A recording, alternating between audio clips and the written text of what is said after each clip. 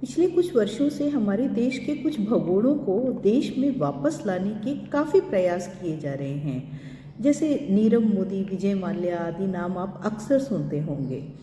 पर इन्हें वापस लाने के लिए ये देखना पड़ता है कि जिस देश में ये अभी रह रहे हैं, क्या हमारे देश की उस देश के साथ में प्रत्यर्पण संधि है या नहीं। प्रत्यर्पण संधि एक ऐसा समझौता होता है जिसके अनुसार एक देश को दूसरे देश के भगोड़ों को या दूसरे देश के निवासियों को, यदि वे उस देश में अपराधी हैं तो उन्हें वापस लौटाना पड़ता है। पर एक मिनट, यह प्रत्यर्पण है या प्रत्यार्पण? इसमें भी अक्सर भ्रम की स्थिति उत्पन्न हो जाती है। कहीं यह प्रत्यर्पण लिखा होता है, कहीं कहीं प्रत्यार्पण भी लिखा होता है। तो आइए आज हम इसी शब्द को समझते हैं। यह शब्द बना है अर्पण शब्द में प्रति उपसर्ग जोड़कर।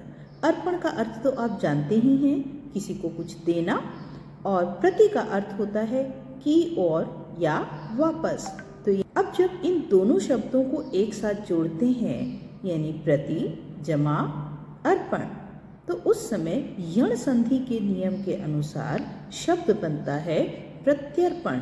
क्योंकि यण संधि के अनुसार यदि पहले शब्द का अंत इ से हो रहा हो और दूसरे शब्द का प्रारंभ अ से हो रहा हो, तो उस समय ये दोनों शब्द मिलके य में बदल जाते हैं।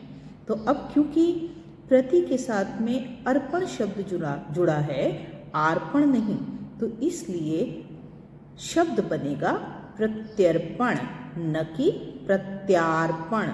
तो इसलिए अब हमने ये जाना कि प्रत्यर्पण संधि या प्रत्यर्पण शब्द सही शब्द है, प्रत्यार्पण गलत है।